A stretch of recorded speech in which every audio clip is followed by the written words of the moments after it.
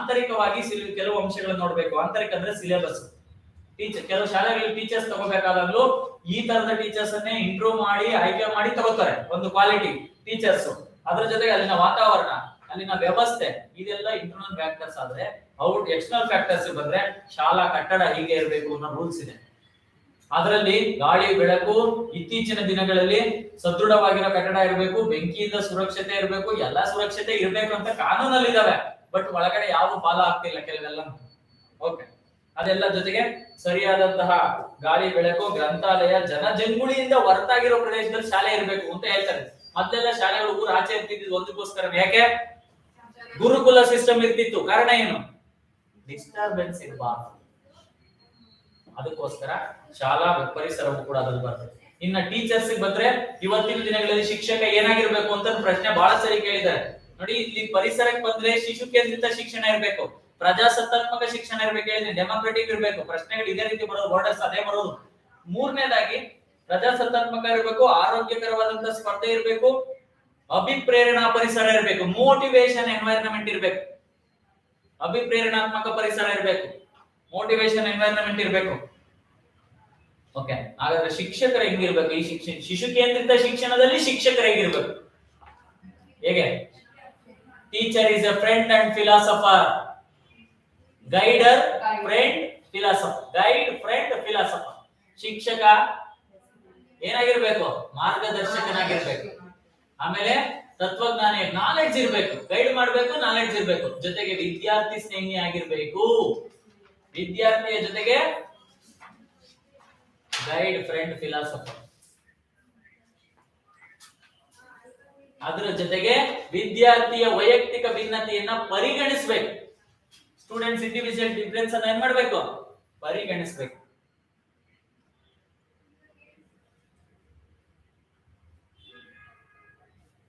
ವಿದ್ಯಾರ್ಥಿಗಳ ಸಾಮರ್ಥ್ಯದ ಅರಿವಿರಬೇಕು. To understand the capacity of our students. To understand the capacity of our students.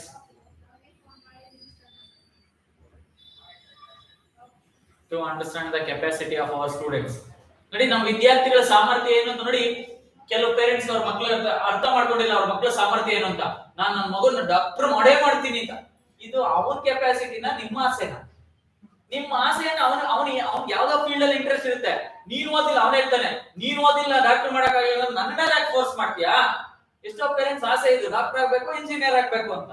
ಹೌದಾನೆ? Parents ಆಸೆ ಅಲ್ಲ, ಬೇಕಾಗಿರೋದು ವಿದ್ಯಾರ್ಥಿಯ ಸಾಮರ್ಥ್ಯ. ಅವನಿಗೆ ಕೆಪಾಸಿಟಿ ಇದೆಯಾ? ಅದಕ್ಕೆ ಹೇಳ್ತಾ ಇರೋದು, ಇದೇ ಬಂದಿರೋದು. ಅವ್ರ ಸಾಮರ್ಥ್ಯ ಏನೋ ಎಕ್ಸಾಂಪಲ್ ಹೇಳ್ತೀನಿ. 50ಗೆ ನನ್ನ ಮಗಳು 3ನೇ ಕ್ಲಾಸ್, 50ಗೆ 49 ಮಾರ್ಕ್ಸ್ ತಗೊಂಡಿದ್ದು ಮ್ಯಾಥ್ಸ್ ಅಲ್ಲಿ. ಆಯ್ತಾ? 50ಗೆ 49 ತಗೊಂಡಿದ್ದು. ನೋಡಿ, ಮಕ್ಕಳ ಮೆಂಟಾಲಿಟಿ ಇನ್ನು 3rd ಸ್ಟ್ಯಾಂಡರ್ಡ್. 50ಗೆ ಎಲ್ಲಾದ್ರೂ 50ಗೆ ಔಟ್ ಆಫ್ 50 ತಗೋತಾ ಇದ್ದೆ, 49 ತಗೊಂಡಿದ್ದೆ, ಅವ್ನು ಕಡಿಮೆ ಆಗಿದೆ ಅಂತ ಬೈದೆ ನಾನು. ಇದು ಸುಮ್ಮನೆ ಹೌದಾ? ಅವ್ರು ಒಂದೇ ಮಾತು, ನಿಂದು SLC ನಲ್ಲಿ ಮ್ಯಾಥ್ಸ್ ಮಾರ್ಕ್ಸ್ ಎಷ್ಟು? ನಾನು ಓಪನ್ ಆಗಿ ಹೇಳ್ತೀನಿ, ನಮ್ದು ಸರ್ಕಾರಿ ಶಾಲೆ, ಮ್ಯಾಥ್ಸ್ ಗೆ ಟೀಚರ್ ಇರ್ಲಿಲ್ಲ, ಸೈನ್ಸ್ ಗೆ ಟೀಚರ್ ಇರ್ಲಿಲ್ಲ, ಇಂಗ್ಲಿಷ್ ಗೆ ಟೀಚರ್ ಇರ್ಲಿಲ್ಲ. ಇದ್ದಿದ್ದು ಕನ್ನಡ ಒಬ್ರು, PT ಮೇಸ್ಟರ್ ಒಬ್ರು, ಹಿಂದಿ ಮೇಡಮ್, 3 ಜನ ಇದ್ದೀವಿ. ಅದರಲ್ಲೂ ಯಾರ ಹತ್ರ ಊರಾಗ ಗೊತ್ತಿರೋರ ಹತ್ರ ಟ್ಯೂಷನ್ ಹೋಗಿ ಹೇಳಿಸ್ಕೊಂಡು 37 ಬಂದದೆ ಅಷ್ಟೇ. ನೈಜವಾಗಿ 37 ಇರೋದು, ಏನ್ ಬದಲಾಯಿಸಕ್ಕಾಗ್ತದ? ಅದನ್ನ ನಾನು ತಿರ್ಗಾಕ 37 ನಂದು SLC ನಲ್ಲಿ ಮ್ಯಾಥ್ಸ್ ಪಾಸ್ ಆಗಿದೆಯಲ್ಲ, ಅಷ್ಟು ಖುಷಿ. ಆ ವರ್ಷ ನಮ್ಮಲ್ಲಿ 67 ಜನ ಗವರ್ನಮೆಂಟ್ ಶಾಲೆಯಲ್ಲಿ ಇದ್ರೆ SLC ನಲ್ಲಿ ಪಾಸ್ ಆಗಿದ್ದು ಇಬ್ರೇ ಪಾಸ್ ಆಗಿದ್ದೆ SLC ಅಲ್ಲಿ. ಇಬ್ರು ಮಂಜುನಾಥ್ ಧರ್ಮಸ್ಥಳದವರು, ಒಬ್ಬ ನಾನು, ಇನ್ನೊಬ್ಬ. ಅವ್ರ ಮನೆಯಲ್ಲಿ ಸ್ವಲ್ಪ ಚೆನ್ನಾಗಿತ್ತು, ಅದ ಇವತ್ತು ಇಂಜಿನಿಯರಿಂಗ್ ಮಾಡಿದೆ. ಇಂಜಿನಿಯರಿಂಗ್ ಇಬ್ರು ಕಾಂಟ್ರಾಕ್ಟ್ ಅಲ್ಲಿ ಇದ್ರು. ಅದೇ ಅವ್ರ ಮನೆ, ಅವರಪ್ಪ ಸ್ವಲ್ಪ ಕಾಂಟ್ರಾಕ್ಟರ್ ಆಗಿನ, ಅವನ ಸೈನ್ಸ್ ಸೇರಿಸಿದ್ರು, ಇಂಜಿನಿಯರಿಂಗ್. ನಾನು ಆರ್ಟ್ಸ್ ಸೇರ್ಕೊಂಡೆ ಇಲ್ಲಿ. ಅರ್ಥ ಆಗ್ತಿಲ್ಲ ನೋಡಿ ಮಕ್ಕಳ. ಅಂದ್ರೆ ನೀವು SLC ನಲ್ಲಿ 37 ತಗೊಂಡು ನನಗೆ 3rd ಸ್ಟ್ಯಾಂಡರ್ಡ್ 49 ತಗೊಂಡ್ರೆ ಬೈತೀರಿ. ನೋಡಿ, ಈ ಮಕ್ಕಳ ಮೆಂಟಾಲಿಟಿ ನೀವು ಅರ್ಥ ಮಾಡ್ಕೋಬೇಕು. ಕ್ವಶನ್ ಮಾಡೋದಕ್ಕೆ ಮುಂಚೆ ನಾವು ಯೋಚನೆ ಮಾಡ್ಬೇಕು. ನೀವು MBBS ಮಾಡಿಲ್ಲ, ಅವನಿಗೆ MBBS ಮಾಡೋಂತ ಫೋರ್ಸ್ ಮಾಡೋದಲ್ಲ. ಅಲ್ಲಿ ಮಕ್ಕಳಿಗೆ ಯಾವ್ದ ಸಾಮರ್ಥ್ಯದ ಅರಿವು ಏನಿದೆ ಅನ್ನೋದನ್ನ ನಾವು ಅರ್ಥ ಮಾಡ್ಕೋಬೇಕು. ನೋಡಿ ಎಷ್ಟು ಮಟ್ಟಿಗಿದೆ. ನಾವು ಉದಾಹರಣೆ ಕೊಡ್ಬೋದು. ಅವತ್ತಿನ ಸಂದರ್ಭವೇ ಬೇರೆ, ಇವತ್ತಿನ ಸಂದರ್ಭವೇ ಬೇರೆ. ನಾವು ಕಲಿತಾ ಇದ್ದಂತ ಪರಿಸರನೇ ಬೇರೆ, ನೀವು ಕಲಿತಾ ಇರೋ ಪರಿಸರನೇ ಬೇರೆ. ಬಟ್ ನಮ್ಗೆ ಅವಾಗ ಓದೋದು ಒಂದೇ ಮುಖ್ಯ ಆಗಿರ್ಲಿಲ್ಲ, ಸ್ಕೂಲ್ ಕಳಿಸಿದ್ರೆ ಹೆಚ್ಚು, ಇನ್ನುಳಿದಂತೆ ವ್ಯವಸಾಯ. ಅರ್ಥ ಆಗ್ತದೆ. ಬಟ್ ಈಗ ಏನಿಲ್ಲ, ಓದೋದ್ರಲ್ಲೇ ತೊಡಗಿಸಿದೀವಿ. ಅದನ್ನ ಅರ್ಥ. ಪರಿಸರ ಏನಾಗಿದೆ, ನಾವೀಗ ಇದೇ ಉತ್ತರ ಕೊಡ್ಬೇಕಾಗಿರೋದು. ನಮ್ಮ ಪರಿಸರವೇ ಬೇರೆ, ಅವಾಗಿನ ಪರಿಸರವೇ ಬೇರೆ, ಸಂದರ್ಭನೇ ಬೇರೆ. ಬಟ್ ಶಾಲಾ ಪರಿಸರ ವ್ಯತ್ಯಾಸ ಆಗುತ್ತೆ. ಬಟ್ ಈಗ ಎಲ್ಲ ಟೀಚರ್ಸ್ ಇದಾರೆ, ನಿಮ್ಗೆ ಇಂಡಿವಿಜುವಲ್ ಕೇರ್ ತಗೊಳ್ಳೋದಿದ್ದಾರೆ, ಮನೆಗೋಸ್ಕರ ಹೇಳ್ಕೊಡೋರು ಇದಾರೆ. ಎಲ್ಲ ಇದ್ದಾಗ ಏನಾಗುತ್ತೆ, ನಮ್ ನಿರೀಕ್ಷೆ ಬರುತ್ತೆ. ಇಲ್ಲಿ ನಿರೀಕ್ಷೆ ಯಾರು ನಮ್ಮನ್ನ ಪಾಸ್ ಆಗ್ತಾರೆ ಅಂತ ಮನೆಯವರು ಕೂಡ ಫೇಲ್ ಆದ್ರೆ ಖುಷಿ ಪಡೋರು. ಹೌದು, ಮನೆಯಲ್ಲಿ ಕೆಲಸ ಮಾಡಕ್ ಒಂದು ಆಳ್ ಸಿಕ್ತು ಅಂತ ಅಷ್ಟೇ. ಅದಕ್ಕೆ ಯೋಚನೆ ಮಾಡ್ಬೇಕು. ನಾವ್ ಯಾವಾಗ್ಲೂ ಅದನ್ನೇ ಶಿಕ್ಷಕರಾಗಿರ್ತಕ್ಕಂಥವ್ರು ವಿದ್ಯಾರ್ಥಿಗಳ ಸಾಮರ್ಥ್ಯವನ್ನ ಅರ್ಥ ಮಾಡ್ಕೋಬೇಕು. ಅವರೇ ನಿಜವಾದ ಶಿಕ್ಷಕ. ಎಲ್ರು ಒಂದೇ ತಗ್ಲಿತ್ತು. ನೀವು ಬಹಳಷ್ಟು ಜನ ಪೇರೆಂಟ್ಸ್ ಹುಟ್ಟದಾಗ ನಮ್ಮ ಮಗನ ಐಎಎಸ್ ಮಾಡೋ ಸಾಮರ್ಥ್ಯ ಇದೆಯಾ ಅನ್ನೋದನ್ನ ನೀವು ನೋಡ್ಬೇಕು. ಎಷ್ಟೇ ಮೋಟಿವೇಟ್ ಮಾಡಿದ್ರು ಸಮಟೈಮ್ಸ್ ಆಗಲ್ಲ, ಪ್ರೆಷರ್ ಆಗುತ್ತೆ. ಕೆಲವು ಮಕ್ಕಳು ಆ ಪ್ರೆಷರ್ ಇಂದ ಏನ್ ಮಾಡ್ತಾರೆ, ಬೇರೆ ಬೇರೆ ದಾರಿ ಹಿಡಿತಾರೆ. ನಿಮಗೆ ಎಲ್ಲರಿಗೂ ಸಾಮರ್ಥ್ಯ ಇದೆ. ಈಗ ನಿಮ್ಗೆ ಯಾರು ಸಾಮರ್ಥ್ಯ ಇಲ್ಲ ಅಂತ ನೋಡಿ, ಎಲ್ಲರಿಗೂ ಸಾಮರ್ಥ್ಯ ಇದೆ. ಓಕೆ, ಅದರ ಜೊತೆಗೆ ಪ್ರೀತಿ ವಾತ್ಸಲ್ಯ ಕೂಡ ಕೆಲಸ ಮಾಡುತ್ತೆ. ಇಟ್ಸ್ ಅ ಟಾನಿಕ್ ಇದ್ದಂಗೆ. ನೀವು ಎಂತ ಮಗುನು ಕೂಡ ಟೀಚರ್ ಆಗಿರೋರು, ಮೇಡಮ್ ಆಗಿರೋರು ಸ್ವಲ್ಪ ಪ್ರೀತಿ ವಾತ್ಸಲ್ಯದಿಂದ ನೋಡ್ಕೊಂಡ್ರೆ ಅವ್ನು ಬದಲಾಗ್ತಾನೆ, ತಿದ್ದಬಹುದು, ಅವ್ನು ಬರ್ಸ್ಬೋದು, ಎಲ್ಲ ಮಾಡ್ಬೋದು. ಆ ಪ್ರೀತಿ ವಾತ್ಸಲ್ಯದಿಂದ ಶಿಕ್ಷಕರು ನೋಡ್ಕೋಬೇಕು. ಇಷ್ಟರ ಜೊತೆಗೆ ಈಗ ಯಾವ್ಯಾವ್ದು ಹೇಳಿದ್ನಲ್ಲ ನೋಡಿ, ಶಿಕ್ಷಕರಿಗೆ ಬೆಳವಣಿಗೆ ವಿಕಾಸದ ಜ್ಞಾನ ಇರಬೇಕು. ಯಾವ ಸ್ಟೇಜ್ ಅಲ್ಲಿ, ಹೈಸ್ಕೂಲ್ ಸ್ಟೇಜ್ ಅಲ್ಲಿ ಆ ಮಕ್ಕಳಲ್ಲಿ ಏನೇನ್ ಚೇಂಜಸ್ ಆಗ್ತಿರ್ತದೆ ನೋಡಿ. ಅವ್ರ ಮಕ್ಕಳಲ್ಲಿ ಹೆಲ್ತ್ ಪ್ರಾಬ್ಲಮ್ಸ್ ಇರುತ್ತೆ, ಆ ಟೈಮ್ ಅಲ್ಲಿ ಬಹಳ ತಲೆನೋವು, ಯಾಕಂದ್ರೆ ಫಿಸಿಕಲ್ ಚೇಂಜಸ್ ಎಲ್ಲ ವೇರಿ ಆಗ್ತಿರ್ತದೆ. ಆ ಸಂದರ್ಭದಲ್ಲಿ ಅವ್ರ ಬೆಳವಣಿಗೆ ವಿಕಾಸ, ಆ ಸಂದರ್ಭವನ್ನ ಅರ್ಥ ಮಾಡ್ಕೋಬೇಕು. ಆ ಟೈಮ್ ಅಲ್ಲಿ ಅವ್ರು ಏನ್ ಬೇಕಾದ್ರೂ ಎಕ್ಸ್ಪೆರಿಮೆಂಟ್ ಮಾಡೋದು ರೆಡಿ ಇರ್ತಾರೆ. ಥಿಯರಿನೇ ಕೇಳಲ್ಲ, ಬರೀ ಎಕ್ಸ್ಪೆರಿಮೆಂಟ್ ಬೇಕು ಅಂತವೆ. ಸೈಕಲ್ ಕೊಟ್ರೆ ಬರೀ ವೀಲಿಂಗ್ ಮಾಡೋದ್ರಲ್ಲಿ ಇರ್ತವೆ. ಆವಾಗ ಅವರ ಪರಿಸ್ಥಿತಿಯನ್ನು ಅರ್ಥ ಮಾಡ್ಕೊಂಡು ನೀವು ಅವ್ರಿಗೆ ಇದ್ ಮಾಡ್ಬೇಕು. ಯಾವ ತರದಂತ ಕಲಿಕಾ ಸನ್ನಿವೇಶ ಆಗಿರ್ಬೇಕು, ಹೊಂದಾಣಿಕೆ. ಫಸ್ಟ್ ನೀವು ಅಡ್ಜಸ್ಟ್ ಆಗ್ಬೇಕು. ಎಲ್ರಿಗೂ ಹೇಳೋದಲ್ಲ, ಫಸ್ಟ್ ಹೊಂದಾಣಿಕೆ ಮಾಡ್ಕೊಳ್ಳಿ. ಆಮೇಲೆ ಇಲ್ಲಿ ಅಳತೆ ಮೌಲ್ಯಮಾಪ ಅಷ್ಟು ಸುಲಭನಾಗಿ ಈಸಿಯಾಗಿ ಮೆಜರ್ ಮಾಡಕ್ಕಾಗಲ್ಲ. ಮೌಲ್ಯಮಾಪನ ಬಹಳ ಮುಖ್ಯವಾಗಿರ್ತಕ್ಕಂಥ. ಈ ಒಂದು ಮಗುಗೆ ಒಂದು ಮಾರ್ಕ್ಸ್ ವೇರಿಯೇಷನ್ ನೋಡಿ. ಅವಾಗಲೇ ನಾನು ಹೇಳ್ತಾ ಇದ್ದೆ, ಒಬ್ಬ ಹುಡುಗ ಎಲ್ಲದರಲ್ಲೂ 70ಕ್ಕೆ 68 ತಗೊಂಡಿದ್ದಾನೆ ಕಾಲೇಜಲ್ಲಿ. ಒಂದ್ರಲ್ಲಿ ಮಾತ್ರ 16 ಬಂದೈತೆ. ಎಷ್ಟು ಬಂದೈತೆ? 16 ಬಂದೈತೆ. 5 ಸಬ್ಜೆಕ್ಟ್ ಅಲ್ಲಿ 70 ಮಾರ್ಕ್ಸ್ಗೆ, 4 ಸಬ್ಜೆಕ್ಟ್ 70 ಮಾರ್ಕ್ಸ್ಗೆ 68, 65, 66 ಒಂದ್ರಲ್ಲಿ 16 ಬಂದೈತೆ. ಅವನು ಚಾನ್ಸೇ ಇಲ್ಲ ಸರ್ ಬರಕ್ಕೆ. ಪೇಪರ್ ಕಳಿಸಿದಾರೆ ನೋಡಿದ್ರೆ ಅರ್ಥ ಆಯ್ತಿಲ್ಲ. 10 ಮಾರ್ಕ್ಸ್ ಕ್ವಶನ್, ಎಷ್ಟು ಮಾರ್ಕ್ಸ್ ಕ್ವಶನ್ ಅಂತಾನೆ ನೋಡಿಲ್ಲ. ಎಲ್ಲದಕ್ಕೂ ಅಟ್ಲೀಸ್ಟ್ ಮಾರ್ಕ್ಸ್ ಕೊಟ್ಟಾರಲ್ಲ, 1.5 ಅದು ಕೂಡಿರೋದು ಎಷ್ಟು ಗೊತ್ತಾ? ಕೆಳಗೆ ಬಂದು 1.5 5 ಮಾರ್ಕ್ಸ್ ಅನ್ಕೊಂಡು ಕೊಟ್ಟಿದ್ದಾರೆ. 5 ಮಾರ್ಕ್ಸ್ 1.5 ಕೂಡಿರೋದು ಕೆಳಗಡೆ ಎಷ್ಟು? 1 ಅಂತ. ಆಮೇಲೆ ಫಸ್ಟ್ 10 ಮಾರ್ಕ್ಸ್ ಕ್ವಶನ್ಸ್ ಇದಾವಲ್ಲ, ಅವನ್ನ ನೋಡೇ ಇಲ್ಲ. ಒಂದು ಇದು ಫೋಟೋ ಕಾಪಿ ಬರುತ್ತಲ್ಲ, ಫೋಟೋ ಕಾಪಿ ಕಳಿಸಿದ್ದಾರೆ. ಅದು 1.5 ಈಗ ಮಾಡಿ 16 ಮಾರ್ಕ್ಸ್ ಬಂದಿದೆ. ಅಟ್ಲೀಸ್ಟ್ ಆ ಪೇಪರ್ ಅಲ್ಲಿ 16 ಬರುತ್ತಾ? 60 ಚಿತ್ರ ಮಾರ್ಕ್ಸ್ ಬರ್ತಾ ಇದೆ. ಇದು ಮೌಲ್ಯಮಾಪ. ಈಗ ಅದಕ್ಕೆ ಏನ್ ಮಾಡಿದ್ರೆ ಹೊಸ ಸಿಸ್ಟಮ್. ಮೊದಲೆಲ್ಲ ಒಂದು ರೂಲ್ಸ್ ಇತ್ತು, 6 ಮಾರ್ಕ್ಸ್ ಗಿಂತ ರಿವ್ಯಾಲ್ಯೂಯೇಷನ್ ಹಾಕಿ 6 ಮಾರ್ಕ್ಸ್ ಗಿಂತ ವೇರಿ ಆದ್ರೆ ಮಾತ್ರ ನಿಮ್ಗೆ ಬೇರೆ ಮಾರ್ಕ್ಸ್ ಕಾರ್ಡ್ ಕೊಡೋರು. 6 ಮಾರ್ಕ್ಸ್ ಕಾರ್ಡ್ ಹೆಚ್ಚಾದ್ರೆ ಮಾತ್ರ ಬೇರೆ ಮಾರ್ಕ್ಸ್ ಉಳಿದ್ರೆ 6 ಈಕ್ವಲ್ ರಿಸಲ್ಟ್ ಅಂತ ಕನ್ಸಿಡರ್ ಮಾಡೋರು. ಬಟ್ ಈಗ 1 ಮಾರ್ಕ್ಸ್ ಆದ್ರೂ ಕೂಡ ಕೊಡಬೇಕು ಅನ್ನೋದು ಜಾರಿ. ಯಾಕಂದ್ರೆ 1 ಮಾರ್ಕ್ಸ್ ಕೂಡ ಇಂಪಾರ್ಟೆಂಟ್. ಈಗ ನಿಮ್ ಬಿ ಎಡ್ ಡಿಗ್ರಿ ಪರ್ಸೆಂಟೇಜ್ ಅಥವಾ ಬಿ ಎಡ್ ಪರ್ಸೆಂಟೇಜ್ ತಗೊಂಡಾಗ 6 ಮಾರ್ಕ್ಸ್ ಇದ್ರೆ ಮಾತ್ರನ 1 ಮಾರ್ಕ್ಸ್ ಅಲ್ಲೂ ವೇರಿ ಆಗುತ್ತೆ. ಹೌದಾನೆ? 1 ಮಾರ್ಕ್ಸ್ ಇಸ್ ಆಲ್ಸೋ ಕನ್ಸಿಡರ್. ಯಾಕಂದ್ರೆ ಇದು ಮೌಲ್ಯಮಾಪನದ ದೋಷ. ಎಷ್ಟೋ ಜನ ಅಲ್ಲಿ ಬರ್ತಾರೆ, ಆ ಸಬ್ಜೆಕ್ಟ್ ಪಾಠನೇ ಮಾಡಿರಲ್ಲ. ನಾನಂತೂ ದೇವರಾಗ ಹೋಗಲ್ಲ, ಬಿಟ್ಬಿಟ್ಟಿದ್ವಿ. ವ್ಯಾಲ್ಯೂಯೇಷನ್ ಮೊದಲು ಹೋಗ್ತಿದ್ದೆ, ಈಗ ವ್ಯಾಲ್ಯೂಯೇಷನ್ ಹೋಗಲ್ಲ. ರಿವ್ಯೂವರ್ಗೆ ಹಾಕಿದ್ರು ಯಾವಾಗ ಒಂದ್ಸರಿ ಹೋಗ್ತೀವಿ. ಯಾಕಂದ್ರೆ ಅಲ್ಲಿ ವ್ಯವಸ್ಥೆ ಪಾಠನೇ ಮಾಡಿರಲ್ಲ. ಎಷ್ಟೋ ಜನ ಬರ್ತಾರೆ, ಸುಮ್ನೆ ಪೇಜ್ ಹಿಂಗ್ ನೋಡಿ ಸುಮ್ನೆ ಟಿಕ್ ಹಾಕ್ತಾರೆ, ಓದೋದು ಇಲ್ಲ, ಏನು ನಾಲೆಡ್ಜ್ ಇರಲ್ಲ. ಇದು ಸಮಸ್ಯೆ. ಎಷ್ಟೋ ಜನ ಪುಸ್ತಕ ಹಿಡಿದ್ರೆ ಬಹಳ ವರ್ಷಗಳಾಗ್ತದೆ. ಇದು ಸಮಸ್ಯೆ. ಅದಕ್ಕೆ ಅಳತೆ ಮೌಲ್ಯಮಾಪನ ಕೂಡ ನಿಮ್ಮ ಒಂದು ಬೋಧನೆ ಮಾಡೋದಷ್ಟೇ ಕೆಲಸ ಅಲ್ಲ. ಬರೀ ಪಾಠ ಮಾಡ್ಬಿಟ್ರೆ ಇವ್ಯಾಲ್ಯೂಯೇಷನ್ ಮಾಡಲ್ಲ, ಅದು ಕೂಡ ಟೀಚರ್ಸ್ ಜಾಬ್. ಇದು ಸಮಸ್ಯೆ. ನಿಮ್ಗೆ ಗೊತ್ತಿದೆ, ಎಷ್ಟೋ ವಿದ್ಯಾರ್ಥಿಗಳು ಮೌಲ್ಯಮಾಪಕರ ಎಡವಟ್ಟಿನಿಂದ ಜೀವ ಕಳ್ಕೊಂಡಿರೋ ಉದಾಹರಣೆಗಳು ಬಹಳಷ್ಟಿದ್ದಾವೆ. ಸುಸೈಡ್ ಮಾಡ್ಕೊಳ್ಳೋದು. ಅದ್ರಲ್ಲೂ SLC PUC ನಲ್ಲಂತೂ ಬಹಳ ಸೆನ್ಸಿಟಿವ್. ಅವ್ರಿಗೆ ಎಷ್ಟೋ ಮಾರ್ಕ್ಸ್ ಬರ್ಬೇಕಂತದೆ. ಅದ್ರಲ್ಲೂ ಹುಡುಗರು ಕೇಳಲ್ಲ ಬಿಡಿ, 35 ಬಂದ್ರೆ ಪಾಸ್ ಆಗಿ ಊರು ತುಂಬಾ ಹಬ್ಬ ಆಚರಿಸ್ಕೊಂಡ್ಬಿಡ್ತಾವ. ಹುಡುಗಿರು 99 ಬಂದ್ರು ಸಮಾಧಾನ ಆಗಲ್ಲ. ಇನ್ನೊಂದು ಬರ್ಬೇಕಿತ್ತು, ಯಾಕೋ ಕೊಟ್ಟಿಲ್ಲ ಅವರು ಅಂತ ಓದ್ತಿರ್ತಾರೆ. ಹೌದಾ ಇಲ್ವಾ? 99 ಕೊಟ್ಟರು ಹುಡುಗಿ ಸಮಾಧಾನ ಇರಲ್ಲ. ಯಾಕಂದ್ರೆ ಇನ್ನೊಂದು ಬರ್ಬೇಕಿತ್ತು. ಅವ್ರಿಗೆ ಕಾನ್ಫಿಡೆನ್ಸ್ ಇರುತ್ತೆ, ನಾನು ಅಷ್ಟು ಬರ್ದಿದ್ದೀನಿ ಅಂತ. ಫೋಟೋ ಕಾಪಿ ತರಿಸ್ಕೊಂಡಿರ್ತಾರೆ 100 ಕೆಲವು ಸಬ್ಜೆಕ್ಟ್ ಗಳು 100 ಎಲ್ಲೂ ಕಟ್ ಮಾಡಕ್ ಆಪ್ಷನ್ ಇರಲ್ಲ, ಅಷ್ಟು ಕಾನ್ಫಿಡೆನ್ಸ್ ಇರುತ್ತೆ ಅವ್ರಿಗೆ. ಓಕೆ, ಇದು ಬಹಳ ಇಂಪಾರ್ಟೆಂಟ್. ನೀವು ಶಿಕ್ಷಕರಾಗ್ತ ನಂತರ ಮೌಲ್ಯಮಾಪನ. ನೆಕ್ಸ್ಟ್ ಪಠ್ಯಕ್ರಮ ಹೇಳಿದೀನಿ, ಕಲಿಕಾರ್ಥ ಹೇಳಿದೀನಿ, ಇದಿಷ್ಟು ಅದರ ವ್ಯಾಪ್ತಿಯಲ್ಲಿ ಬರ್ತಕ್ಕಂಥದ್ದು. ಹಾಗಾದ್ರೆ ಇಂಪಾರ್ಟೆನ್ಸ್ ಆಫ್ ಎಜುಕೇಶನಲ್ ಸೈಕಾಲಜಿ ಯಾಕೆ ಬೇಕು ಈ ಶೈಕ್ಷಣಿಕ ಮನೋವಿಜ್ಞಾನ ಅಂತ ಪ್ರಶ್ನೆ ಕೇಳ್ತಾರೆ. ಏರೋದ್ರಲ್ಲಿ ಯಾವ್ದಾದ್ರು ಒಂದು ಆಪ್ಷನ್ ಇದ್ದೇ ಇರ್ತದೆ ಹೇಳೋದು.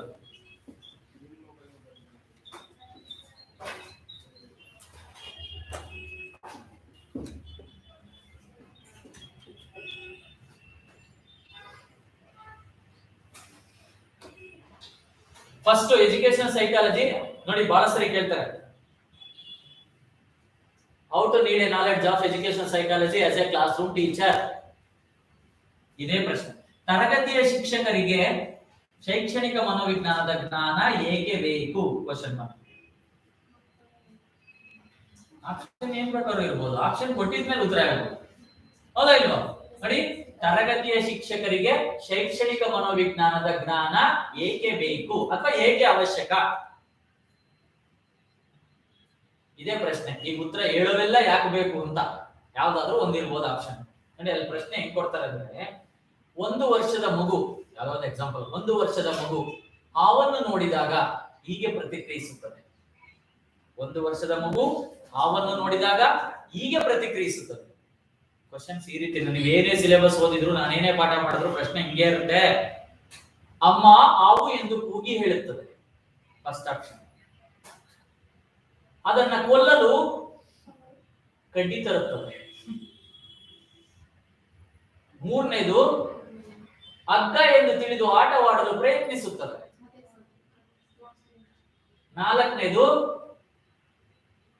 ಎದರಿ ದೂರ ಸರಿಯುತ್ತದೆ. ಹೀಗೆ ಪ್ರಶ್ನೆ ಇರ್ತದೆ, ಇನ್ನೇನು ಬರಲ್ಲ. ಅಪ್ಲಿಕೇಬಲ್ ಲೆವೆಲ್ ಕ್ವಶನ್ ನಾವೇನೇ ಹೇಳಿದ್ರು ನೀವು ಅಲ್ಲಿ ಫಸ್ಟ್ ನೋಡ್ಬೇಕಾಗಿರೋದು ಎಷ್ಟು ವರ್ಷದ ಮಗು. ಅದನ್ನ ನೋಡ್ಲಿಲ್ಲ ಅಂದ್ರೆ ಮಗುಗೆ ಹಾವು ಅನ್ನೋ ಕಾನ್ಸೆಪ್ಟ್ ಬಂದಿದ್ಯಾ, ಹಾವು ಕಚ್ಚಿದ್ರೆ ಏನಾಗುತ್ತೆ ಅನ್ನೋದ ಮಗುಗೆ ಏನಾದ್ರು ಆಮೇಲೆ ಹೇಳಿದ ಮೇಲೆ ಹಾವು ವಿಷಕಾರಿ ಪ್ರಾಣಿ, ಕಚ್ಚಿದ್ರೆ ಸತ್ತೋಗ್ತಾರೆ, ಅದೆಲ್ಲ ಪರಿಸರದಿಂದ ದೊಡ್ಡವರಿಂದ ಹೇಳಿ ತಿಳ್ಕೊಂಡು ಆ ಮಗುಗ ಜ್ಞಾನ ಇದೆಯಾ ಅದ್ ನೋಡ್ಬೇಕು. 1 ವರ್ಷದ ಮಗು, ಆ ಮಗುಗಿನ್ನ ಹಾವು ಅಂದ್ರೆ ಏನು ಅದೆಲ್ಲ ಗೊತ್ತಿರಲ್ಲ, ಆಯ್ತಾ? ಹಾವನ್ನ ನೋಡಿದ ತಕ್ಷಣ ಬಹಳಷ್ಟು ಜನ ಏನ್ ಹೇಳ್ತಾರೆ, ಎದುರಿ ದೂರ ಸರಿಯುತ್ತದೆ ಆಪ್ಷನ್ ಹಾಕಿರ್ತಾರೆ. ಎದುರಿ ದೂರ ಸರಿಯೋದು ನೀವು, ಯಾಕೆ ನಿಮ್ಗೆ ಗೊತ್ತಾಗಿದೆ ಅದ್ರ ಎಫೆಕ್ಟ್ ಏನು, ಹೌದಾ ಇಲ್ವಾ?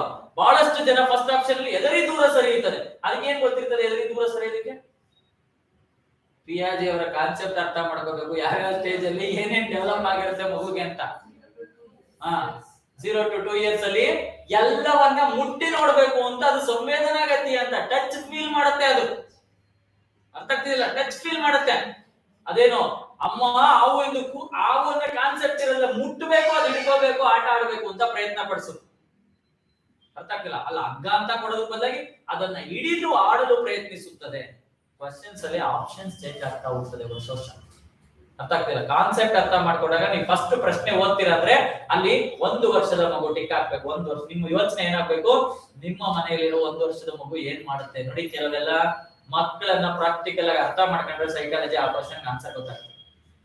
1 ವರ್ಷದ ಮಗು ನಮ್ಮ ಮನೇಲಿ ಏನ್ ಮಾಡುತ್ತೆ ಅಷ್ಟೇ ಬೇಕಾಗಿರೋದು. ಯಾವತ್ತಾದ್ರೂ ಅಮ್ಮ ಹಾವು ಬಂದಿದೆ ಅಂತ ಹೇಳಿದ್ಯಾ, ಎದುರಿ ದೂರ ಓಡ್ ಬಂದಿದ್ಯಾ? ಅವನ ಕಾನ್ಸೆಪ್ಟ್ ಗೊತ್ತಿರಲ್ಲ, ಅದಕ್ಕೆ ದೂರ ಓಡ್ ಬರುತ್ತೆ. ಆವಾಗ ಏನ್ ಮಾಡ್ಬೇಕು, ಅದನ್ನ ಹಿಡಿದು ಆಡಲು ಪ್ರಯತ್ನಿಸುತ್ತದೆ. ಆ ಆಪ್ಷನ್ ಇದು ಮೈನ್ ಬೇಕಾಗಿರುತ್ತೆ. ಏನ್ ಹೇಳ್ತಾ ಇದ್ದೀನಿ, ತರಗತಿಯ ಶಿಕ್ಷಕರಿಗೆ ಜ್ಞಾನ ಯಾಕೆ ಬೇಕು? ಫಸ್ಟ್ ಯಾರು ಹೇಳಿದ್ರಿ, ಮಕ್ಕಳ ಮನಸ್ಥಿತಿಯನ್ನ ಅರ್ಥ ಮಾಡಿಕೊಳ್ಳೋದು. ಅದು ಕಾಮನ್ ಆಗಿ ವರ್ಷ ಬರ್ತದೆ, ಆ ಆಪ್ಷನ್ ಬರೋಲ್ಲ. ಯಾಕಂದ್ರೆ ಯಾವಾಗ್ಲೂ ಕೇಳಿಬಿಟ್ಟವ್ರೆ, ಮಕ್ಕಳ ಮನಸ್ಥಿತಿಯನ್ನ ಅರ್ಥ ಮಾಡಿಕೊಳ್ಳೋದು. ಓಕೆ, ನೆಕ್ಸ್ಟ್, ಕಲಿಕಾ ಸಿದ್ಧಾಂತಗಳು ತತ್ವಗಳನ್ನ ಅರ್ಥ ಮಾಡಿಕೊಳ್ಳಲು. ಲರ್ನಿಂಗ್ ಥಿಯರೀಸ್ ಅಂಡ್ ಪ್ರಿನ್ಸಿಪಲ್ಸ್ ಅನ್ನ ಅರ್ಥ ಮಾಡ್ಕೋಬೇಕು ಕಲಿಸೋನು. ಕಲಿಕಾ ಸಿದ್ಧಾಂತಗಳು 1 by 1 ಬರ್ಕೊಂಡು ಹೋಗಿ. ಕಲಿಕಾ ಸಿದ್ಧಾಂತಗಳು ಮತ್ತು ತತ್ವಗಳನ್ನ ಅರ್ಥ ಮಾಡಿಕೊಳ್ಳಲು.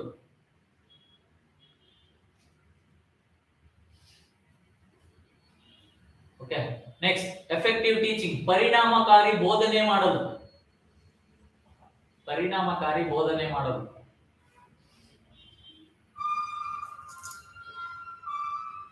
ಪರಿಣಾಮಕಾರಿ ಬೋಧನೆ ಮಾಡಬೇಕು.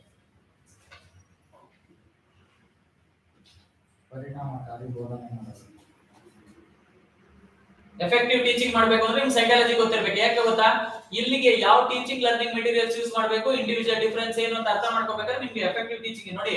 ಇದರಲ್ಲಿ ಯಾವ್ದಾದ್ರು ಪಾಯಿಂಟ್ ಇನ್ನೂ ಇದೆ, ಬರ್ತೀನಿ ಪಾಯಿಂಟ್ ಯಾವ್ದಾದ್ರು ಇರುತ್ತೆ, ಒಂದು ಎಲ್ಲ ಬರ್ಸಿದ್ ನಾನು ಹೇಳ್ತೀನಿ. ಓಕೆ, ವಿದ್ಯಾರ್ಥಿಯ ವೈಯಕ್ತಿಕ ಭಿನ್ನತೆಯನ್ನ ಅರ್ಥೈಸಿಕೊಳ್ಳಲು, ಎಲ್ಲದಕ್ಕೂ ಅರ್ಥ ಮಾಡಲು ಬರ್ಕೊಂಡು ಹೋಗ್ಬೇಡಿ, ಅದು ಕಾಮನ್ ಅಂತ ಅನ್ಕೊಂಬಿಡಿ. ವಿದ್ಯಾರ್ಥಿಯ ವೈಯಕ್ತಿಕ ಭಿನ್ನತೆಯನ್ನ ಅರ್ಥ ಮಾಡಿಕೊಳ್ಳಲು,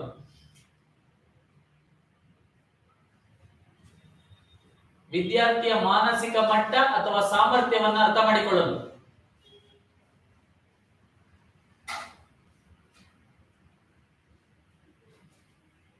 ವಿದ್ಯಾರ್ಥಿಯ ಮಾನಸಿಕ ಮಟ್ಟ ಮತ್ತು ಸಾಮರ್ಥ್ಯವನ್ನ ಅರ್ಥ ಮಾಡಿಕೊಳ್ಳಲು. ನೋಡಿ, ಇತ್ತೀಚೆಗೆ UKG ಮುಗಿಸಿದವ್ರಿಗೂ ಗ್ರಾಜುಯೇಷನ್ ಡೇ ಮಾಡ್ತಾರೆ, ಫಸ್ಟ್ ಸ್ಟ್ಯಾಂಡರ್ಡ್ ಗೊತ್ತಾರೆ ಅಂತ. ಹೌದಾ?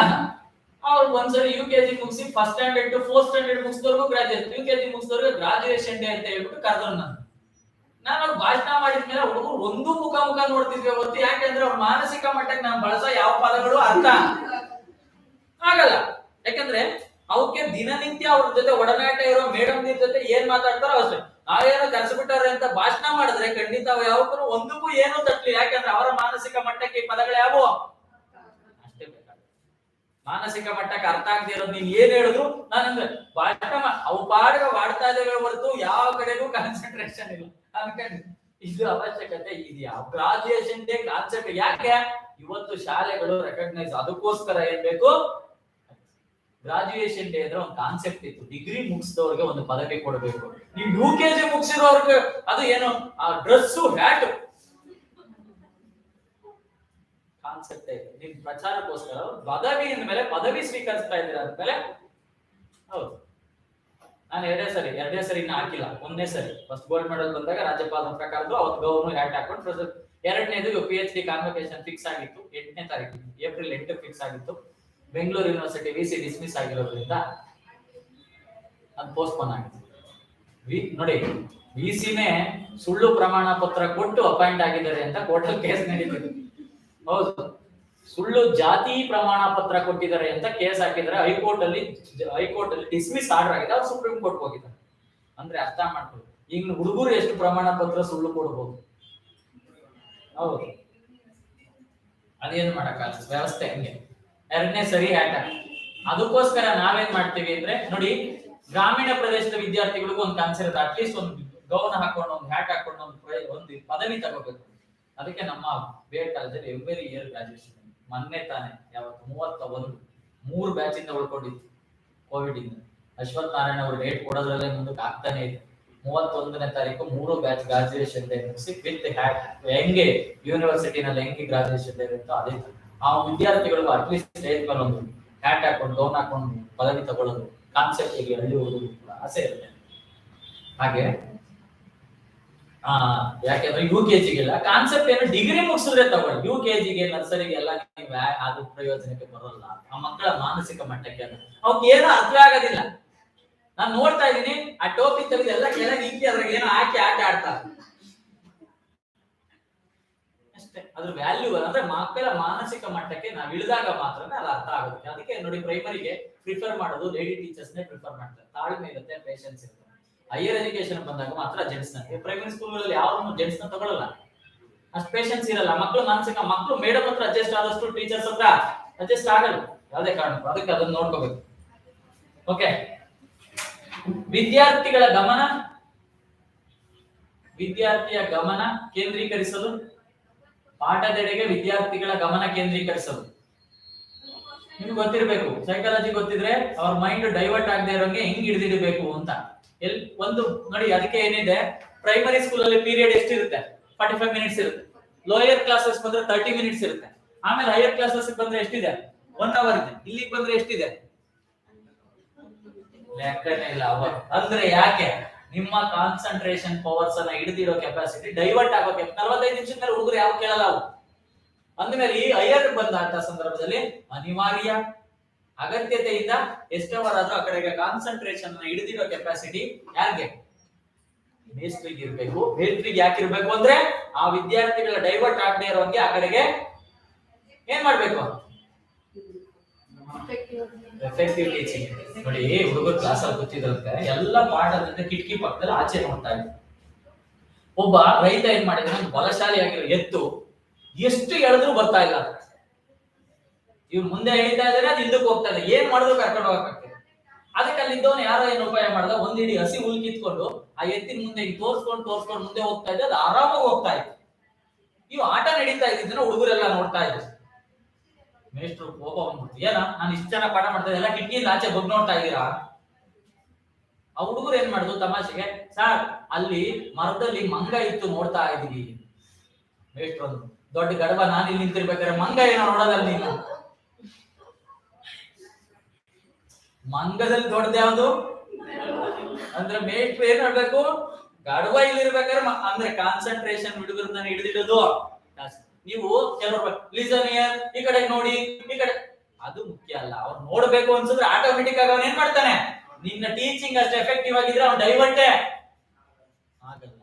ಅದನ್ನ ಅರ್ಥ ಮಾಡ್ತೀನಿ. ನೀವು ಸುಮ್ನೆ ಲಿಸನ್ ಮೀ ಅಂದ್ರೆ ಪ್ರಯೋಜನ ಇಲ್ಲ. ಅದಕ್ಕೆ ಯಾವಾಗ್ಲೂ ಟೀಚರ್ ಆಗಿರೋ ಎಫೆಕ್ಟಿವ್ ಟೀಚಿಂಗ್ ಇದ್ರೆ, ಫಿಲಂ ಎಫೆಕ್ಟಿವ್ ಆಗಿದ್ರೆ ಯಾರು ಎದ್ದೋಗಲ್ಲ, ಜನ ಅಲ್ಲೇ ಕೂತಿರ್ತದೆ. ಸೆನ್ಸೇಷನ್ ಅಲ್ಲಿ ಇರ್ಬೇಕು, ಅಥವಾ ಅದ್ರಲ್ಲೊಂದು ನಿಮ್ ಇಂಟ್ರೆಸ್ಟ್ ಅನ್ನ ಕೊನೆವರೆಗೂ ಯಾವ್ದೇ ಪುಸ್ತಕ ನೋಡಿ, ಅದಕ್ಕೆ ಯಾವ ಪುಸ್ತಕ ಯಶಸ್ವಿ ಆಗುತ್ತೆ ಅಂದ್ರೆ ಓದಿಸ್ಕೊಂಡು ಹೋಗ್ಬೇಕಾದ್ರೆ ನಿಮ್ಮನ್ನ. ಈ ಪೇಜ್ ಎತ್ತಿಕ್ಕಂಗಿಲ್ಲ, ಇಂಟ್ರೆಸ್ಟಿಂಗ್ ಬರ್ಬೇಕು, ಈ ಮುಂದಿನ ಪೇಜ್ ಅಲ್ಲಿ ಏನಿದೆಯೋ ಕ್ಯೂರಿಯಾಸಿಟಿ ಬರ್ಬೇಕು, ಅದು ಕೊನೆವರೆಗೂ ಓದ್ತೀರಾ. ಒಂದ್ ಪೇಜ್ ಓದ್ತಿದಂಗೆ ತಲೆ ಬಡ ಏನೋ ಅರ್ಥ ಆಗ್ತಿಲ್ಲ ಅಂದ್ರೆ ಎತ್ತಿಕ್ಕಿ ಈ ಗುಡ್ಡೆ ಕೊನೆವರೆಗೂ ಓದ್ಬೇಕು. ನೀವು ಇಂಟ್ರೆಸ್ಟ್ ಇರ್ಬೇಕು. ಇಂಟ್ರೆಸ್ಟ್ ಬರಂಗೆ ಏನ್ ಮಾಡ್ಬೇಕು, ಪಾಠ ಮಾಡ್ಬೇಕು. ಪಾಠ ಮಾಡ್ಬೇಕಾದ್ರೆ ಇಂಟ್ರೆಸ್ಟ್ ಬರಂಗಿದ್ರೆ ಪಾಠ ಮಾಡ್ಬೇಕಾದ್ರೆ ಏನ್ ಬರ್ಬೇಕು, ಸೈಕಾಲಜಿ ಗೊತ್ತಿರ್ಬೇಕು. ಯಾವ ಏಜ್ ಹುಡುಗರಿಗೆ ಏನ್ ಬೇಕು, ಏನ್ ಕೊಟ್ರೆ ಅವರು ಇಷ್ಟ ಪಡ್ತಾರೆ. ಓಕೆ, ಅದಕ್ಕೆ ನಿಮ್ಗೆ ಸೈಕಾಲಜಿ ಹೇಳ್ಕೊಡ್ತೇವೆ. ಓಕೆ, ಸಲಹೆ ಮತ್ತು ಮಾರ್ಗದರ್ಶನ ನೀಡಲು. ಸಲಹೆ ಮತ್ತು ಮಾರ್ಗದರ್ಶನ ನೀಡಲು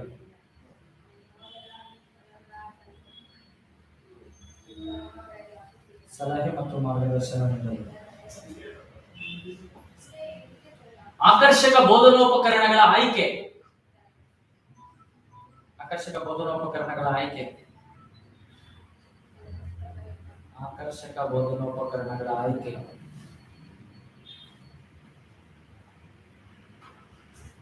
ಆಕರ್ಷಕ ಬೋಧನೋಪಕರಣಗಳ ಆಯ್ಕೆ.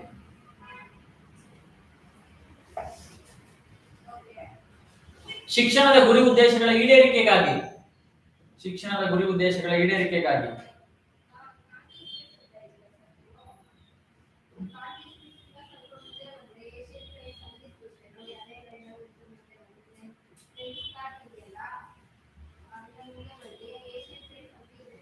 ಅನುವಂಶೀಯತೆ ಮತ್ತು ಪರಿಸರದ ಪ್ರಭಾವವನ್ನು ತಿಳಿಯಲು.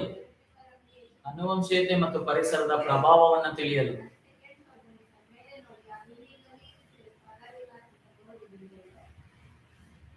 ಅನುವಂಶೀಯತೆ ಮತ್ತು ಪರಿಸರದ ಪ್ರಭಾವ ತಿಳಿಯಲು. ಉತ್ತಮ ಹವ್ಯಾಸ ಮತ್ತು ವ್ಯಕ್ತಿತ್ವ ರೂಪಿಸಲು. ಯಾರಿಗೆ? ಹುಡುಗರಿಗೆ. ತಿರುಗಿ ಹೇಳಿಲ್ಲ ಸರ್ ಅನ್ಬೇಡ, ಎಲ್ಲಾದು ಹುಡುಗರಿಗೆ. ಉತ್ತಮ ವ್ಯಕ್ತಿತ್ವ ಮತ್ತು ಹವ್ಯಾಸ ರೂಪಿಸಲು. ನೋಡಿ, ಕೆಲವರು ಯಾರ ಕೇಳದಂತೆ, ಆ ಟ್ರೈನ್ ಅಲ್ಲಿ ತಾಯಿ ಮಗು ಇಬ್ರು ಪುಸ್ತಕ ಓದ್ಕೊಂಡು ಕೂತಿದ್ರಂತ. ಉಳಿದವ್ರಿಗೆಲ್ಲ ಕೇಳಿದ್ರು, ಏನ್ ಆಶ್ಚರ್ಯ, ನಮ್ಮ ಮನೆಗೆ ಇರೋ ಮಕ್ಕಳೆಲ್ಲ ಮೊಬೈಲ್ ಇಟ್ಕೊಂಡಿರ್ತವೆ, ಈ ಮಗು ನೋಡಿದ್ರೆ ಪುಸ್ತಕ ಹಿಡ್ಕೊಂಡಿದ್ಯಲ್ಲ ಅಂತ. ಆ ತಾಯಿ ನಾವು ಕೇಳಿದ್ರು, ನಿಮ್ ಮಗು ಇಷ್ಟೊಂದು ಒಳ್ಳೆ. ನೋಡಿ, ಮಗು ಯಾವ ಪರಿಸರದಿಂದ ಪ್ರಭಾವ ಆಗಿದೆ ಅಂದ್ರೆ, ನಾನು ಮನೆಯಲ್ಲಿ ಪುಸ್ತಕ ಹಿಡ್ಕೊಳ್ಳೋದ್ರಿಂದ ಮಗುನ ಏನ್ ಮಾಡ್ತಾ ಇದೆ, ಪುಸ್ತಕ ಹಿಡ್ತೀವಿ. ನಾವು ಮನೆಯಲ್ಲಿ ಪೇರೆಂಟ್ಸ್ ಎಲ್ಲ ಮೊಬೈಲ್ ಹಿಡ್ಕೊಂಡು ಮೂರತ್ತು ಹಿಂಗೆ ಆ ಮಗುಗೆ ಮೊಬೈಲ್ ಬಿಟ್ಬೇಡ ಅಂದ್ರೆ ಏನ್ ಹೇಳುತ್ತೆ, ನೀವು ಮಾತ್ರ ಸೀರಿಯಲ್ ನೋಡ್ತಿದ್ದು, ಅವನು ಮಾತ್ರ ಓದ್ಕೊಳ್ಳೋ ಅಂದ್ರೆ ಅವನೆಲ್ಲಿ ನೋಡಕ್ ಸಾಧ್ಯ? ಇದು ಸಮಸ್ಯೆ. ಅಂದ್ರೆ ಪರಿಸರ ಅಂದ್ರೆ ಮೇಯ್ನು ನೀವು ನಡ್ಕೊಳ್ತಕ್ಕಂಥ ಹವ್ಯಾಸಗಳನ್ನ ಮಗು ರೂಪಿಸ್ಬೇಕು ಅಂದ್ರೆ ನೀವು ಆ ಕೆಲಸವನ್ನ ಮಾಡ್ಬೇಕು. ನೀವು ಬೆಳಗ್ಗೆ 9 ಗಂಟೆಗೆ ಎದ್ಬಿಟ್ಟು ಮಗುಗೆ 7 ಗಂಟೆಗೆ ಓದ್ಕೊಬೇಕು ಅಂದ್ರೆ ಅದಕ್ಕೆ ಫಾಲೋ ಮಾಡಕ್ ಸಾಧ್ಯ. ಅದಕ್ಕೆ ಹವ್ಯಾಸ ಮತ್ತು ವ್ಯಕ್ತಿತ್ವವನ್ನು ರೂಪಿಸ್ಬೇಕಾದ್ರೆ ಶಿಕ್ಷಕರು ಏನಾಗಿರ್ಬೇಕು, ನೀವು ಡೈಲಿ ಲೇಟ್ ಆಗಿ ಬರೋದು, ಅವ್ನ ಸ್ಟೂಡೆಂಟ್ಸ್ ಮಾತ್ರ ಕರೆಕ್ಟ್ ಆಗಿ ಬರಕ್ ಏನೋ ಕಷ್ಟ ನಿನ್ಗೆ ಅಂತ ಕೇಳಿದ್ರೆ ಅವ್ನು ಹೇಳಲ್ಲ ಅಷ್ಟೇ, ನಿಮ್ ಭಯಕ್ಕೋಸ್ಕರ ಎಲ್ಲ ನೀವು ಮಾಡಿರೋದು. ಅದಕ್ಕೆ ಕರೆಕ್ಟ್ ಆಗಿ ಹೇಳಿ. ಓಕೆ, ಪರಿಣಾಮಕಾರಿ ಬೋಧನಾ ವಿಧಾನವನ್ನ ಆಯ್ಕೆ ಮಾಡಿಕೊಳ್ಳಲು ಯಾವ ಮೆಥಡ್ಸ್ ಆಫ್ ಟೀಚಿಂಗ್ ಬೇಕು ಅಂತ ಪರಿಣಾಮಕಾರಿ ಬೋಧನಾ ವಿಧಾನವನ್ನ ಆಯ್ಕೆ ಮಾಡಿಕೊಳ್ಳಲು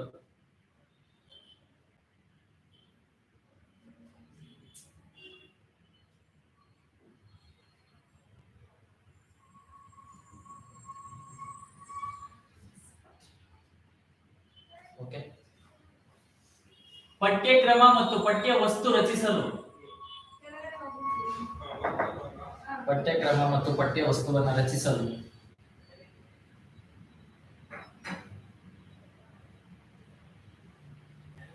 ಪಠ್ಯಕ್ರಮ ಮತ್ತು ಪಠ್ಯ ವಸ್ತುವನ್ನು ರಚಿಸಲು ತರಗತಿಯಲ್ಲಿ ಉತ್ತಮ ಕಲಿಕಾ ವಾತಾವರಣವನ್ನು ಸೃಷ್ಟಿಸಲು ತರಗತಿಯಲ್ಲಿ ಉತ್ತಮ ಕಲಿಕಾ ವಾತಾವರಣವನ್ನು good learning environment create the good learning environment ಉತ್ತಮ ಕಲಿಕಾ ವಾತಾವರಣವನ್ನು ಸೃಷ್ಟಿಸಲು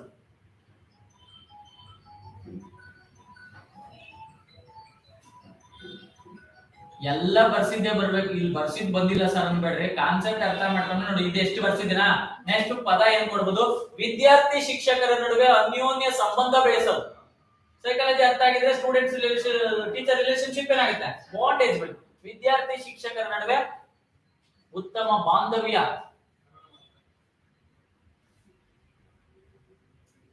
ವಿದ್ಯಾರ್ಥಿ ಶಿಕ್ಷಕರ ನಡುವೆ ಉತ್ತಮ ಬಾಂಧವ್ಯ ಹೊಂದಲು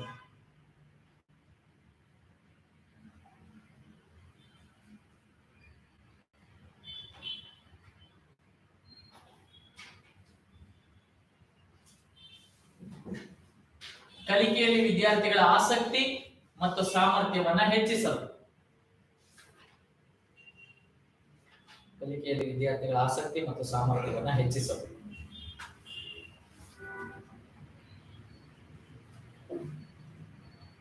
ಯಾಕೆ ಇಷ್ಟು ಬರ್ಸಿದೀನಿ ಅಂದ್ರೆ ಇದರಲ್ಲಿ 100% ಕ್ವಶನ್ಸ್ ಇರುತ್ತೆ ಯಾವಾಗಲೂ ಶಿಕ್ಷಕರಿಗೆ ಮನೋವಿಜ್ಞಾನ ಯಾಕೆ ಬೇಕು ಅನ್ನೋದನ್ನೇ ಬಗ್ಗೆ ಪ್ರಶ್ನೆ ಇರ್ತಕ್ಕಂಥದ್ದು ಇದಾದ್ಮೇಲೆ ನೆಕ್ಸ್ಟ್ ಹೆಡ್ಡಿಂಗ್ ನಿಮ್ಮದ್ರಲ್ಲಿ ಇದೆ ನೋಡಿ ಸಿಲೆಬಸ್ ಅಲ್ಲಿ ಏನು ಶೈಕ್ಷಣಿಕ ಮನೋವಿಜ್ಞಾನವನ್ನ ಅಧ್ಯಯನದ ವಿಧಾನಗಳು study methods of educational psychology ಶೈಕ್ಷಣಿಕ ಮನೋವಿಜ್ಞಾನದ ಅಧ್ಯಯನ ವಿಧಾನಗಳು ಶೈಕ್ಷಣಿಕ ಮನೋವಿಜ್ಞಾನದ ಅಧ್ಯಯನ ವಿಧಾನಗಳು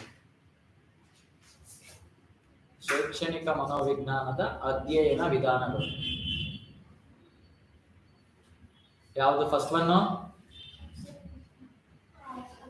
ನೀವು ಸಿಲೆಬಸ್ ಓದಲಿಲ್ಲ ಅಂದ್ರೆ ಸಾರ್ ಇದು ಬಿಟ್ಟಿದ್ದೀರಾ ಸರ್ ಇದು ಮಾಡ್ಬೇಕು ಸರ್ ಅಂತ ಹೇಳ್ಬೇಕು ಆ ಲೆವೆಲ್ ನೀವು ಸಿಲೆಬಸ್ ಓದ್ಬೇಕು ಫಸ್ಟ್ ಸಿಲೆಬಸ್ ಫಸ್ಟ್ ಒನ್ ಅಂತರಾವಲೋಕನ ವಿಧಾನ ಇಂಟ್ರಾಸ್ಪೆಕ್ಷನ್ ಮೆಥಡ್ ಅಂತರಾವಲೋಕನ ವಿಧಾನ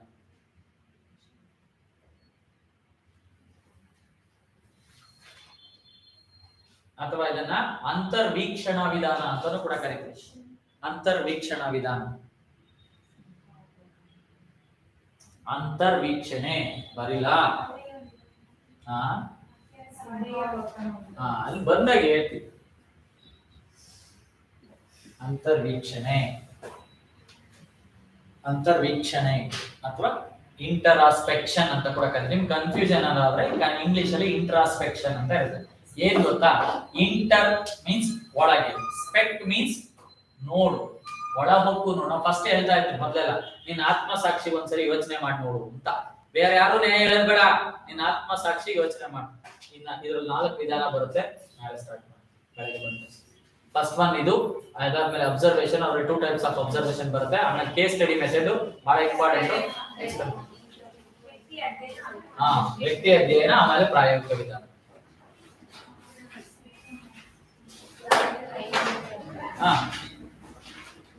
ನನ್ಗೇನ್ ತೊಂದ್ರೆ ಇಲ್ಲ 9 o'clock ಇನ್ನು ಬೆಳಗ್ಗೆ ಬೇಕಾದ್ರೂ ಪ್ರಾಬ್ಲಮ್ ಇಲ್ಲ ಅವ್ರು ಹೇಳ್ತಾರೆ ನನ್ಗೆ ಎಷ್ಟೊತ್ತಿಗೆ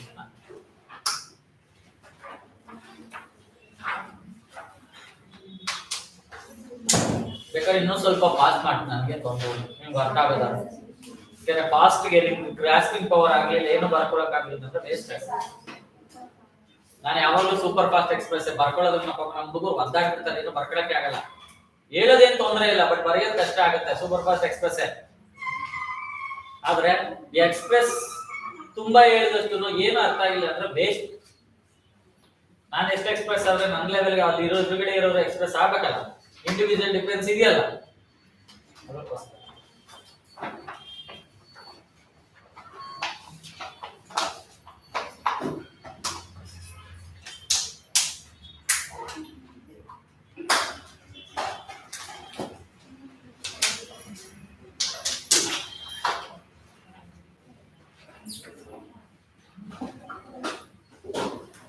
ಡೈಲಿ 4 ಅವರ್ಸ್ ಇವಾಗ ರೆಗ್ಯುಲರ್ ಅಲ್ಲಿ ಸಾಟರ್ಡೆ ಸಂಡೇಸ್ ಫುಲ್ ಡೇ ತಗೋತೀನಿ, ಅವಾಗ ನಿಮಗೆ ಓಕೆ ಆಗುತ್ತೆ. ಡೈಲಿ ಇವಾಗ 4 ಅವರ್ಸ್ ತಗೋತೀನಿ, ಸಾಟರ್ಡೆ ಸಂಡೇ ಬಂದಾಗ ಅವಾಗ ಫುಲ್ ಡೇ ತಗೊಂಡಾಗ ಕವರ್ ಆಗುತ್ತೆ.